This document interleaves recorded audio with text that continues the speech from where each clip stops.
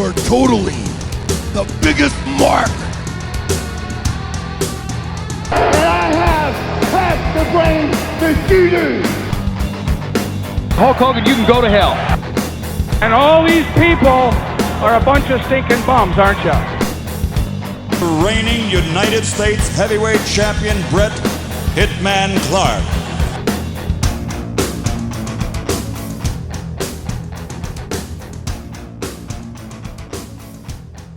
All out double rainbow. All right. You could probably like lounge and talk normally and it'd be fine. You could probably fucking lounge. You whore. You're ruining wrestling right now. I'm sure I am. You are. It's dead because of you. You killed wrestling.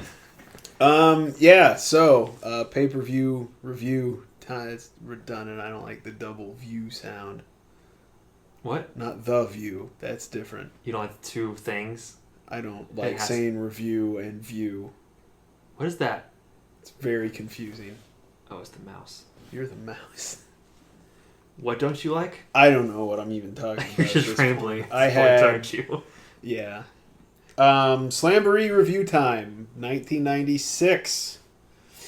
I didn't really write a thing for this, and I don't remember what I'm doing, so... Do you want me to pull the card up and I can read it to... I can tell you, I can prompt you, is what that's called. That's called a prompt in the industry, see? That's what that is, see? I do need, yeah, we need to use the buddy system. You see, when you're wrestling and you got the lady and alright, that could go. That was not going anywhere. Good Bill Cosby.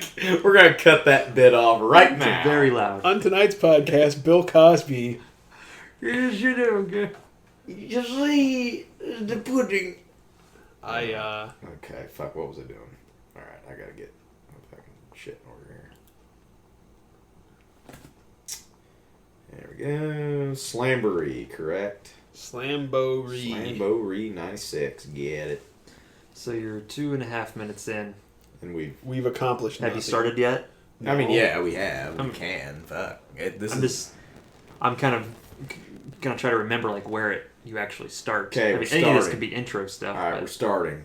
Fucking Grant, go. 250. Where am I going? You're gonna go down to the store. You're gonna find a field and you're gonna sit. That's exactly where I was going with Hey that. Grant, what are we reviewing today? We're reviewing Slamboree 1996. What are you talking about? I had to say something. I don't know why I said that. Goddamn. All right, the loopiness is catching. All right, Rudy. Rudy. What you talking about, Slamboree, huh? What you say, Slamboree? Hey Grant, what are we gonna review today? The same thing we review every day, Clay. WCW Slamboree 1996. That's right. Yeah, so I watched Slamboree 1996. It took me about 20 times. I watched it, I listened to it and kind of watched it. Other times I would get sidetracked, polishing shoes, sharpening knives, digging holes, paying taxes. Really anything I could do to not watch this because it's better. It's getting better, but it's not that great. Terrible. It's better than like uncensored. Yeah, so I have notes on it here. I'll just kind of we start with an intro. First off, what? I gotta do my thing here. What's your thing? This event took place on May 19th, 1996. Don't fucking look at me like that. What was he looking at you? Oh. You were looking at me. May 19th, 1996. From the Riverside Centroplex. What's a Centroplex? It's a plex in the center. Sounds like a friggin' wrestling move. It's an Autobot. The Riverside Centroplex in Baton Rouge, Louisiana. Attendance was 7,791. That's oddly specific. Your announced team is Tony Schiavone, Bobby Heenan, Dusty Rhodes with Mike Tenay at times, and at a pay-per-view buy rate of a .44. This is all off a cage match? What's that? This is all off a cage match? What are you looking at? Yeah. They have announcers and everything? Yeah. Damn, them cage match people. Thanks to CageMatch.net once again. The glorious German. You're really helping us out with this stuff here, just to give a little background. Go to their website, buy their schnitzels, support those people. Kick it over to Grant, and he's going to run down the card for you. So we start out with an infomercial-sounding announcer. I think it's the guy from the Salad Shooter and Ginsu Knives, who tells us about Battle Bowl. The explanation is just as confusing as what it really is. There's going to be 3 belts on the line tonight: Cruiserweight, U.S. belt, and the World title. Curiously, in a tag team tournament, the tag belts are not on the line. At this point, the intro music goes from like weird 90s infomercial to, I don't know, weird 90s pornography? I don't know. Shivani, whose name I write in my notes, I may have finally spelled right. He's on the mic with Rhodes and Heenan. The team makes it way better. No Mongo, no Bischoff. It already feels better. You're already in a better mood. It definitely, yes, that's a good way of putting it. It puts you in a better mood starting out. There's speculation immediately on what the team of Flair and Savage is going to do. I'm not sure what the fuck Dusty Rhodes is wearing, but it's a red leather jacket. We are going to need a fashion correspondent to look into this shit. Well, Heenan rags on him. He says he's wearing a couch. Yeah. They then show the Battle Bowl graphics, which are shaking like they have Parkinson's disease. And then we get our first match. Lord of the Ring first round tag team match: Booker T and Road Warrior Animal versus Lex Luger and Road Warrior Hawk, which ends in a double countout in 6 minutes 54 seconds. Yeah, so we get, and a lot of times when I watch Nitro, if I haven't watched it before we do the podcast, I don't really hear it because I hear us. So, yeah, Jesus. So a ripoff of Iron Man plays for Animal, and he's paired with Booker T. Perhaps this is the new team of the Harlem Warriors, or if you prefer, Road Heat. Road Heat? That sounds like a bad Schwarzenegger movie. Like, well, they're Red Heat, yeah, I guess is what I'm thinking. Like Road. So Hawk comes out to the same Iron Man ripoff. Surely they could have written like a knockoff War Pigs to differentiate the two, but he's paired with Luger. Shivani recently mentions that Luger was murdered by the Giant on Nitro. Everyone gets in the ring. So, not to interrupt, but for all these teams, I think that's something we need to do is give them a new name. Okay, all right, Road Heat. So we got Road Heat versus Warrior Package, Package Warrior, yeah. Total Warrior, Road Total. I don't know. Call me racist, but all painted up white guys wearing face paint and red and black pants kind of fucking look alike. Racist. The fact that the Road Warrior... You're racist against post-apocalyptic, right. Like... my immediate thought is that the fact that the Road Warriors look so alike and are on opposite teams, it's confusing to watch right out of the bat. It's a decent, if not slow-paced tag match. We get our immediate first fucking split screen of the night. 2 tiny little screens inside of your probably already tiny screen because it's the 90s. Like, if your family had a 32-inch TV, you were fucking rich. What did these people do watching this pay-per-view on a 24-inch freaking screen when they split it up? The 24-inch screen wasn't that small. I mean, back then. No. Like, 26 was pretty standard. Yeah. But... And if you were at your grandma's house watching it on a fucking sepia tone 18-incher, you were little handheld black and white. Anyhow, the Road Warriors, they end up just fucking teaming up and beating the hell out of everyone, and so they refuse to fight each other. So that match is no contest. Bullshit. So both those teams are out. Yeah, it's not a fulfilling end, but I guess they're kind of setting the stage. Are you going to explain the concept of Battle Bowl and how it ends up in a schmoz? Maybe. I would like to say, I guess they're setting the stage that anything can happen. As far as explaining Battle Bowl, no, I can't. Okay. I don't understand it. We'll and I saw the whole fucking thing. We'll figure it out as we go. There are apparently tag teams that wrestle each other, and then instead of being in a tag team, the people in the tag teams that won are in a battle royal. Why is that I don't know. Next match. Next match, Lord of the Ring first round tag team match. Public Enemy, who had the good luck of being paired together so we don't get a goofy-ass name for them. Public Enemy defeat Chris Benoit and the Taskmaster with Jimmy Hart in 4 minutes, 44 seconds. So we've got Horse Devil. Horse Devil.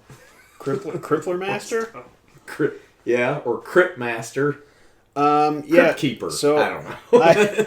I have in my note, next round, Public Enemy versus Kevin Sullivan and porn music belly shirt Benoit. Yeah, he's got that short shirt going on, doesn't he? It's, what is it?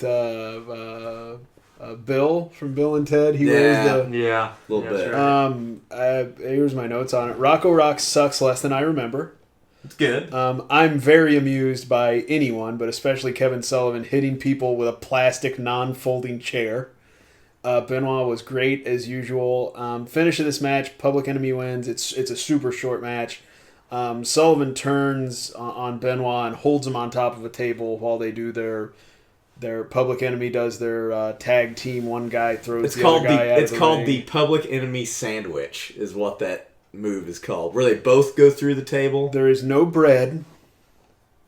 I'm just telling you what I heard. Or bologna, or even ketchup. That is not a sandwich. People put ketchup on bologna. Oh yeah. That's fucked up. That's horrible. No. That's real fucked up. Anyhow, before sadness is for poor people. So now we kind of here's my note, and I wrote notes so I would know that it was a note in my notes. You don't need a giant gimmick pay-per-view to continue feuds. You can do that organically. Yeah, that's supposed to be a blow-off. Like, why aren't we having these first-round matches on WCW Saturday Night? You make it a special event, WCW Saturday Night, first-round matches for this big pay-per-view. You get more viewers on Saturday night. You build interest in a pay-per-view to get buys on that. And then you can have more single matches on this pay-per-view from guys that are unfeatured in this event that we could have seen. I also have a note here. Heenan seems way more laid back in this team, and in all pay-per-views, and he's on point. He feels it just seems like he's more comfortable. He somehow manages to obviously give less of a fuck and be more effective and funnier and just do what he's good at. Which, if I had to sit next to Mongo for an hour, I'd be on edge too. Yeah. Next match. First round tag team match. Rick Steiner and the Booty Man, a.k.a. Ass Gremlin, versus, who do we got? Sergeant Craig Pittman and Scott Steiner. So, Papa Bull? Craig Pitbull Pittman, Big Papa Pump. Pit Papa. Bull Pump. Pit Papa versus Steiner Man. I like Dog Booty. I like Ass Gremlin. Ass Gremlin. There you go. Shivani marks the fuck out for the Booty Man. Well, he's paid to do so. Right. Yeah. So, based on wrestling style, I think Ed Leslie should have a gimmick where his gimmick is that he has ADD, which would really get him over with the younger crowd. And it makes sense on his style. It's the most just spastic thing ever. He's kind of he's kind of Ultimate Warrior-ish. It's so in the opening we get Booty Man's complete just erraticism versus Pittman's style, which I can only describe as like wrestling school. Like, he does everything they told him to do in wrestling school, nothing else, and he does it well. Pittman's good. I don't mind him at all. Rick Steiner versus Pittman is fucking awesome. Just very amateur style. Yeah.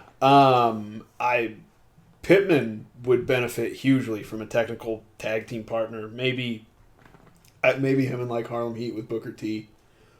Those two guys just suplexing the piss out of each other.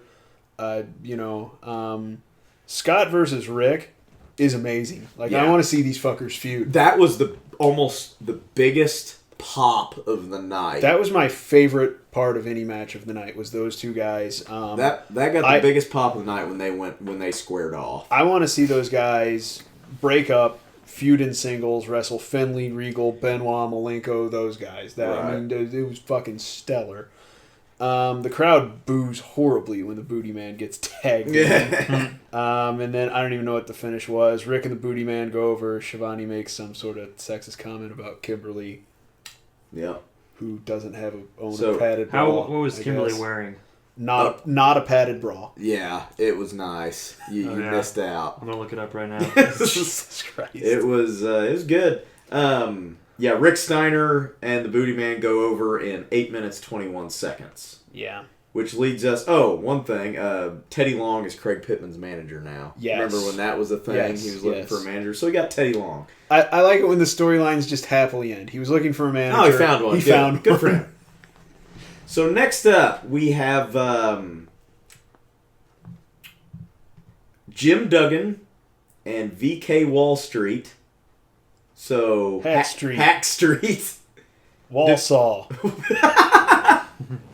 Defeat the Blue Bloods. So Lord Steven Regal and Squire David Taylor, remember Belfast Bruiser, was injured from their parking lot brawl. And with Jeeves, Duggan and VK Wall Street go over in 3 minutes 46 seconds. High point of this match, Bobby Heenan makes a reference to Green Acres. Oh, wow. He references the Ziffles.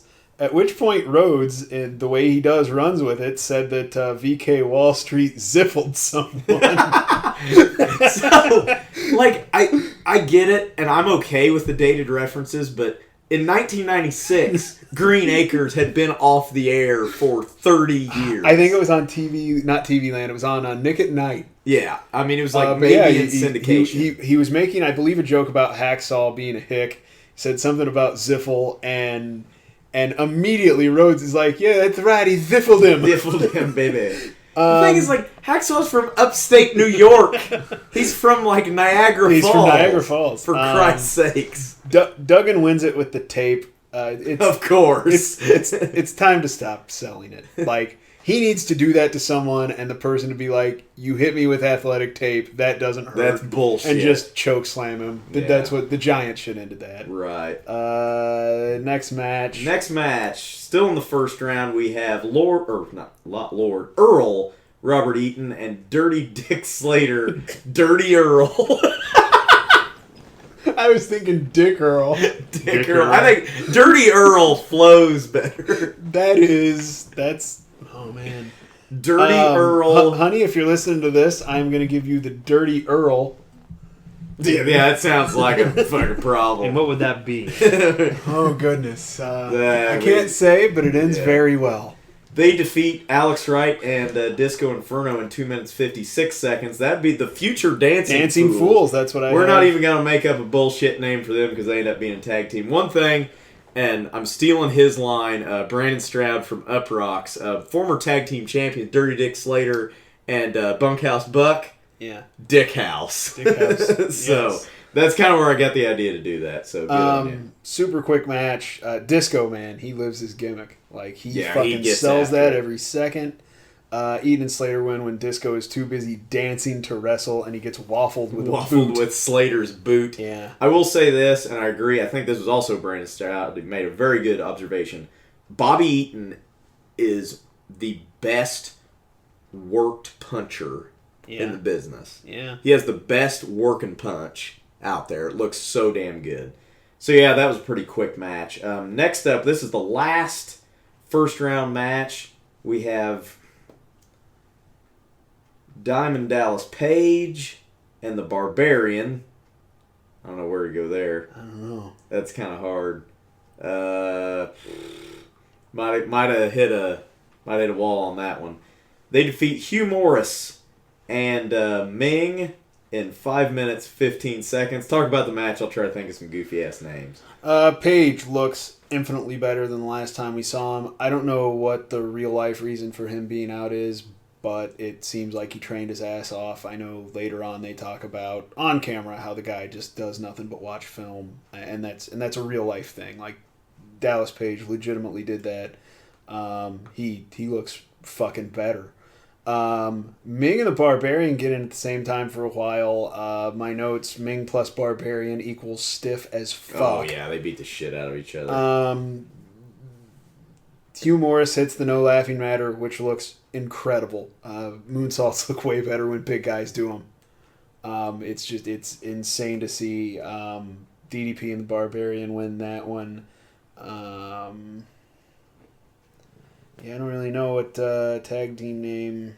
So we're going to go with Pagerian versus the Laughing Kings. I like that. So, bear with me. Remember when he was King Haku? Yes. All right. So, fucking Stay with me here. I like it. I lied. That wasn't the last first-round match. No. The last first-round match is Fire and Ice, the newly formed team of Ice Train and Scott Norton versus Bubba Ray. Yeah. So Big Bub, he hasn't been around for a while. Yeah, No, he's a newly formed member of the Dungeon of Doom. Yeah, so Dungeon of Doom. Really? Yep. Read from my notes here. Ray Traylor now part of the Dungeon of Doom. I didn't know they were still recruiting at this point. I don't closed up shop. I don't know why he's part of the Dungeon of Doom. Neither do you. This should be a technical match. Note to self, Scott Norton will fuck you up. Ice Train at some point literally does a move that looks like he was slamming his crotch onto... it doesn't... He's using his crotch as a weapon. Hey, fucking... Fire and Ice win insert due to... giant black penis joke here. Fire and Ice win due to burliness.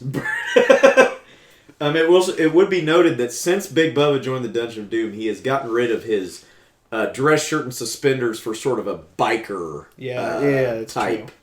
Which they outfit. use to promote Hog Wild. Yeah, we'll get to that in a few months. Okay, so next up. Oh, I lied again. I was gonna say there's at least one more. Up.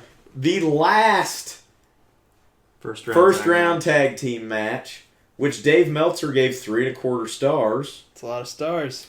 Randy Savage and Ric Flair with Miss Elizabeth as opposed to what? Woman, the Natural Savages. Okay, I like that. Defeat Arn Anderson and Eddie Guerrero in 4 minutes, 4 seconds. Enforcer Arrow. Enforcer Arrow. I like it. The announcers, they discuss and state that Eddie has a larger than normal heart. I think this catches up to him later on in his career. Too soon? Not cool. And we're off the air. You can't do that to Eddie. You can do that to some people. You can't do that to Eddie. Wait, can't we say the same thing about Randy Savage? Listen. Just shut up. Everybody shut up. I just said he has a big heart. Nice. Good job on the sound effect, Zach. That was good. All right, go on before we fucking get ripped off the air. We like Eddie. It's just that he was doing a little more than eating Wheaties and chicken breast. That's all. Arn and Rick jump Savage before the bell.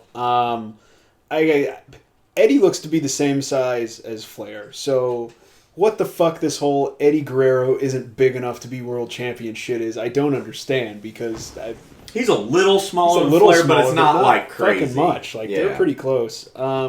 Surprise of the night, Eddie and Flair aren't working out very well as a team. I mean Eddie and Savage. Eddie and Arn and Flair and Savage. Jesus. Arn turns on Eddie, and then him and Flair beat up Savage, and Flair covers Eddie for the win, and Savage gets beat up after the bell. And Arn hits a nice DDT on Eddie he does to get the win for Flair. Arn did a whole thing, I think it was on Saturday night, talking about how he didn't care. He was out to be the world champion. Setting up a whole, him and Flair might not, he might not be in Flair's corner on this, and then of course he fucking turns. Right. It's what they do. It's their thing. Mean Gene picks the second round, because it's not a tournament, it's you fucking draw names out of a goddamn hat again. Mean Gene picks the second round with the Hooters girls. It's like a 10-minute literally info. Hooters girls? Yeah, it's 3 Hooters girls. It's two of which are pretty decent. It's a 10-minute infomercial selling sexism. Nice. And Mean Gene's all about that. All up. He's the perfect dirty old man for that. Next match, Malenko versus Brad Armstrong, who now is the Cruiserweight champion. This is for the WCW World Cruiserweight title. Otani won the inaugural tournament, and quickly, they held it for maybe a week, and dropped it to Malenko in Japan. Okay, because Malenko was not the champ. Was that 2 episodes ago we watched? Or That'd been 2 weeks prior to Slamboree. Okay. So Otani, I can't remember who he defeated in the final. When was this? When was this tournament? It was going on throughout. It was there was a few matches on Nitro, not very many. It's been going on about the last month. Okay. I don't have a ton of notes on this because I thought Clay might. I don't think this is the best opponent for Malenko, especially on pay-per-view. I wouldn't think so. It's an okay match, no complaints. Malenko wins. I mean, Brad Armstrong is good. I like his work. It's a very back and forth match. Malenko's working body parts. Yeah. Brad Armstrong needs a different set of trunks. Yeah. Because there's just grundle everywhere. Just a lot of undercarriage about getting flashed. So that was kind of what I took away from that match. I'm like, when are his nuts going to pop out? Because it's about to happen anytime. Malenko, I believe, wins with the top rope gutbuster. Yes. I think that's what he wins with. So, Malenko picks up the win in 8 minutes. This is the tag team match. 8 minutes, 29 seconds. The tag team. This is followed by a Glacier teaser. We got a Blood Runs Cold promo. Good deal. Next round, Slater and Earl versus Duggan and Wall Street. So I was laughing Dick Eaton. So Dick, eating dicks. Eating dick or Dick Eaton. Eat a dick. That's goodness. Right. Wall Street and Duggan just start fighting each other for no reason. Well, they've been in a feud, remember back at World War III. They had the chain and the fucking horse shit. Slater and Earl win. Forgettable match. I know that what I wrote about that is true because I forgot about the match. I'm just glad Bobby Eaton's getting some wins on fucking pay-per-view. Then we have Public Enemy versus Flair and Macho. Yeah, they basically win by forfeit. Yeah, Savage jumps Flair while Flair's walking out. It's pretty great. Public Enemy wins by count out when the match doesn't start. Heenan points out that he expected this fight to happen in the back. So do I. Yeah. Why does Macho Man wait for Ric Flair to be walking out to attack him? Maybe he didn't know where he was, and he was, maybe he was in the can. I don't know. He was shitting the whole time. He might have been. If you do that many steroids and coke, you're going to have a little irritable bowel syndrome. Paige and the Barbarian versus Booty Man and Rick Steiner. Paige and Barbarian go over Rick and Booty with Booty Babe in 5 minutes, 5 seconds. My only note on this is that I'm really liking the Steiners. Steiner versus Barbarian is good stuff. Yeah, just two hosses. Yeah. Freaking going at it. A lot of times, the Barbarian does a lot of the heavy lifting for the team. Is this the match that he hits the really awesome big boot in? I think so. I mean, he just fucking crushes. I think it's Steiner with it. It is. I think what I'm liking... Because Booty Man ain't taking a big boot to the face. I think what I'm liking, and I'm seeing this repeatedly... I'm really liking these big guy matches because unlike the big guys in the WWF that are just roided out and look pretty, these are bigger athletic guys who are doing more than 3 moves. Yep. And I'm not used to seeing that if I'm watching a lot of WWF. Very true. Okay, next up we have a match for the WCW United States Heavyweight title. Dave Meltzer gave this match 3.5 stars. Conan defeats Jushin Thunder Liger with Sonny Ono in 9 minutes, 30 seconds. Tenay's out to call this match. Dusty Rhodes in the back eating cheesy poofs. I kind of would like to see Dusty call it. Me too. Because he wouldn't know what the fuck to say. It would be good. He's trying to unclick that baby. A lot of Dusty jargon. This is a taste of the WCW announce team that we're gonna get, which is Tenay, Heenan, and Shivani. I like the shit out of it. It's a good match. I'm not a Conan fan. He doesn't do it for me. So he's still the U.S. champ. Still is. Note I have on this. I have no idea who won. Conan, I think. Yeah, Conan won. Meltzer 4.45. That's kind of, I guess, Liger. I mean, he's probably giving all the stars to Liger. Right. Conan wins with a what he calls a splash mountain bomb, which is a seated crucifix, powerbomb, outsider's edge, whatever you want to call it. I'm gonna do some homework. I'm gonna watch some Conan. I'm gonna try to like him, but I just don't. Yeah. People are Rasa all day, every day. You're not helping. He's not K-Dog yet, at least. So next, we have the Lord of the Ring finale battle royal, where all the members of the winning teams are in an 8-man battle royal where you can win by throwing a guy over the top rope and with feet touching the ground, by pinfall, or by submission. And we have, in this match, we have DDP, Dick Slater, The Barbarian, Robert Eaton, Ice Train, Johnny Grunge, Rocco Rock, and Scott Norton. It takes 9 minutes 33 seconds. The crowd is dead for this. I mean, it's a bunch of really mid-carders. Mid-card, maybe. So one thing I would really like to see is Duggan make it. You could tease, hey, Duggan's been here before. Duggan's won some battle royals. Yeah, you could have done that. Battle Bowl finale is a clusterfuck. Page ends up winning, but he gets tossed out early and touches the floor. But the ref doesn't see it, and he climbs back in. Ref didn't see it. Hooray for diamond cutters. Have we seen many of them yet? Nope. And he diamond cuts about 4 people in the match. So that's the beginnings of the diamond cutter. Sort of. They're not as awesome as they will be, but it's you can tell. I mark out. I think in his time off, he's been at the power plant. Yeah. He's been working to get smoother in the ring.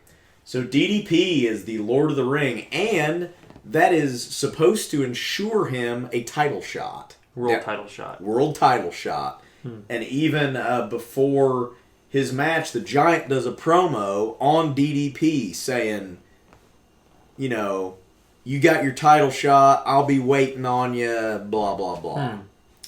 So the Giant does his promo, and then we have the WCW World Heavyweight title match.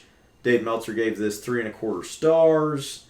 The Giant defeats Sting in 10 minutes, 41 seconds. Out of how many? Stars? I'm just telling you what it says here. 1.5 stars. Don't bitch at me, bitch at Dave Meltzer. What the fuck? Are these stars? Star Crunches? Is he eating the Star Crunch cereal and he just had a bunch of extra fucking stars? It's out of 5. He's got a star gun. He's just shooting these things everywhere. It's... Okay, so what's wrong with it? Okay, so a couple issues here. Number one, with what they're doing with the Giant, and I don't care if they do it with Sting, but this should be like a 5-second match. Like, the Giant should just fucking squash whoever it is that he wrestles. It's brutally predictable, and I like Sting and I like the Giant, but... brutally predictable. Giant doing some no-selling. Sting's got to get all high-flying. Sting's running all over the place. But eventually just gets shut down. I don't know. I feel like it would have done little harm to Sting and a lot of good to the Giant if the Giant just runs him over. Well, and even if he doesn't run him over, you can have a competitive match, but I wish the Giant would have won clean. Because you have the bullshit with Luger and Jimmy Hart on the outside, where the megaphone gets thrown and it hits Sting when he's trying to get on the Scorpion Deathlock. Kind of looks like Luger hits him, but maybe so we're right back to can you fucking trust Luger? I would have preferred a squash match, maybe against someone else. Maybe this is where you say, all right, Conan's gonna exercise his number one and he beats contender. him in 20 and seconds. the Giant just crushes him. Yeah. But you just can't headline a pay-per-view with that. That's the problem. People are paying... That's why Sting's in there. Right. People are paying good money to see it. You got to have some sort of competitive match. Well, so I understand. Maybe you don't have a dumbass gimmick pay-per-view with a shitty battle fucking royal for a co-main event. Maybe that's how you fucking fix that. Yeah. Maybe, I don't know, it seems like there were some other good guys on the card. Maybe Flair and Savage make it there.